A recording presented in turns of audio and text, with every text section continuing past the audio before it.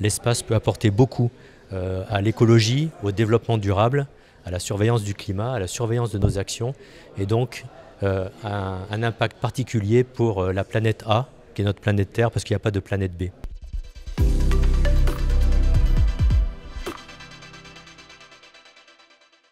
Philippe Pham, je viens de reprendre la présidence de 3i3S Europa en ce début d'année 2022,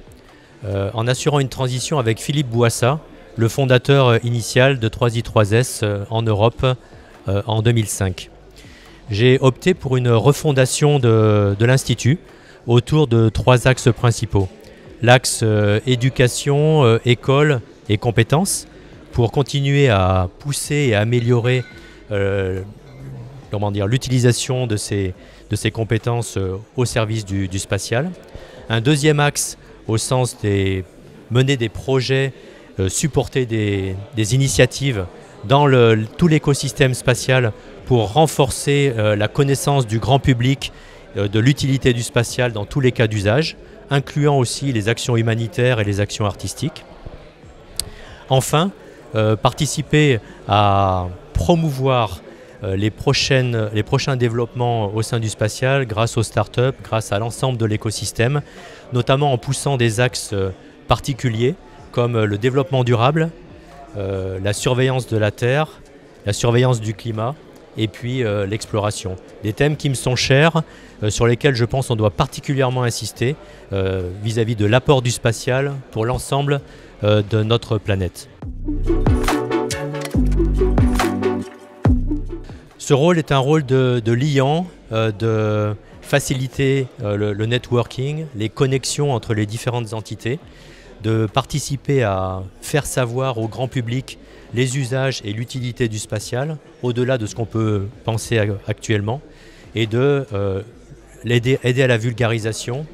aider à ce que le grand public supporte de plus en plus toutes les initiatives dans le domaine du spatial et au-delà. Donc deux thèmes principaux me tiennent à cœur. Passer à un travail d'équipe, ce que j'appelle le Next Space, au-delà du New Space qui a fait beaucoup le buzz ces quelques dernières années, on doit passer à l'étape suivante, travailler en équipe, faire des partenariats, développer de nouvelles innovations ensemble pour porter encore plus loin l'impact du spatial. Et le deuxième sujet, c'est notre planète Terre. L'espace peut apporter beaucoup à l'écologie, au développement durable, à la surveillance du climat, à la surveillance de nos actions et donc un impact particulier pour la planète A, qui est notre planète Terre, parce qu'il n'y a pas de planète B. On doit vraiment développer cette généralisation de la connaissance et des usages du spatial auprès du plus grand nombre pour à la fois être supporté dans les initiatives, au sens de la commande publique, au sens des initiatives, mais développer aussi l'initiative privée, participer au développement de nouveaux services. Justement, les startups sont ici aussi, mais les grands groupes et l'ensemble de l'écosystème pour développer encore plus d'applications et encore plus d'usages. Donc démocratisation, élan d'innovation technologique et de développement, et donc capter encore plus de support pour l'ensemble de l'écosystème spatial.